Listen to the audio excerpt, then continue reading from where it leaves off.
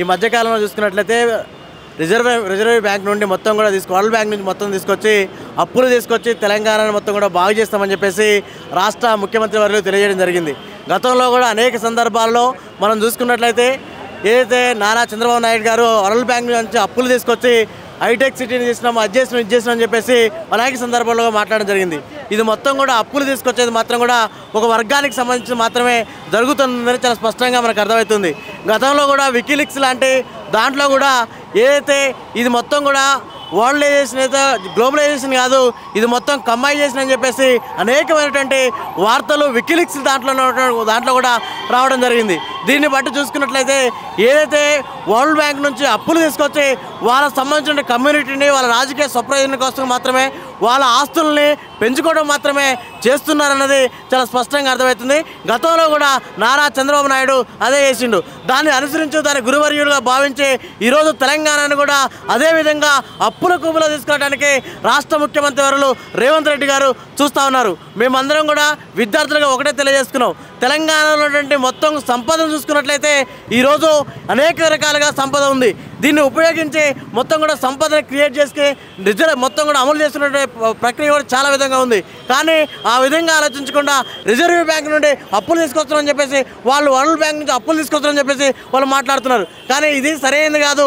కాబట్టి వాళ్ళు కూడగొట్టుకున్నది ఏదైతుందో అదేవిధంగా మేము కూడా చేస్తామో, మా సంపదను కూడగొట్టుకుంటామో, మా కుటుంబాలు బాగుపడతామో, మా యొక్క కమ్యూనిటీని బాగా చేసుకుంటాం అనే విధంగా ఈరోజు నారా చంద్రబాబు నాయుడు ఏది చేసిండో అదేవిధంగా ఇది చేయడాన్ని మేము దుర్మార్గమైన చర్యగా భావిస్తాను. కాబట్టి అలాంటి విధానాలను ఇక్కడ అవలంబించవద్దు.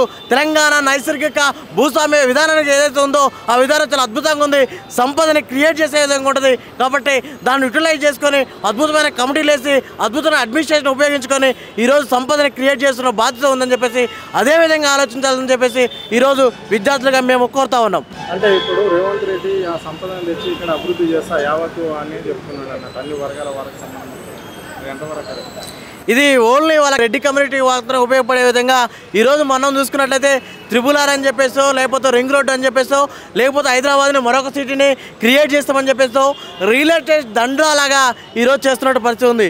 ఉన్న సిటీనే చాలా అద్భుతంగా ఉన్నది. కానీ ఇక్కడ ఉన్న దాంట్లో అనేక మంది ఇంక్లూడ్ అయి ఉన్నారు. కాబట్టి కొత్తని క్రియేట్ చేయడం కోసం కావచ్చు, మూసీ నదికి 1500 కోట్లు కేటాయించడం కావచ్చు, ఇట్లా చూసుకున్నట్లయితే మొత్తం కూడా ఏరియాలో ఉన్న రియల్ ఎస్టేట్ మొత్తాన్ని కూడా గుప్పిట్లో తీసుకొని సంపాదన తీసుకొచ్చి వాళ్ళ కుటుంబానికి వాళ్ళ కమ్యూనిటీకి మాత్రమే ఈరోజు బేస్ చేసే విధంగా వాళ్ళు ఆలోచిస్తున్నారనేది రేవంత్ రెడ్డి చాలా స్పష్టంగా అర్థమవుతుంది. కాబట్టి అనేక మంది మంత్రులు మాట్లాడుతూ ఉన్నారు. ఈరోజు ఆయన ముఖ్యమంత్రినా లేకపోతే రియల్ ఎస్టేట్ వ్యాపారినా అనేది చాలా స్పష్టంగా ఈరోజు ఆయన చేస్తున్నటువంటి వాళ్ళు మాట్లాడేది ఎంత ఉంది, ఈయన చేసేది అంతే ఉంది. కాబట్టి ఇట్లాంటివి అనేది సరైనది కాదు. మనం గమనించుకున్నట్లయితే యూనివర్సిటీ, ఉస్మానియా యూనివర్సిటీ లాంటి కావచ్చు, కాకతీయ యూనివర్సిటీ లాంటి కావచ్చు, రాష్ట్ర వ్యాప్తంగా ఉన్నటువంటి అనేక యూనివర్సిటీల అభివృద్ధి అనేది చాలా ఇంపార్టెంట్.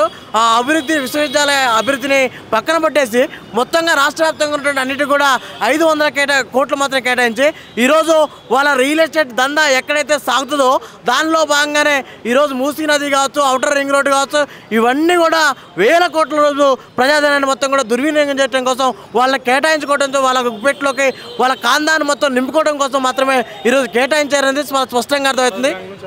అదే ఇది మొత్తం కూడా చూసుకున్నట్టయితే ఇవన్నీ ఇక్కడ సంపద లేనట్టు, లేకపోతే ఇక్కడ క్రియేట్ చేయడం చేతగానట్టు మొత్తం కూడా తీసుకుపోతే వరల్డ్ బ్యాంక్ నుంచి ఎక్కడో అప్పులు తీసుకొచ్చి ఈరోజు తెలంగాణని బాగు చేస్తాము, అద్దాల మేడ చేస్తాము.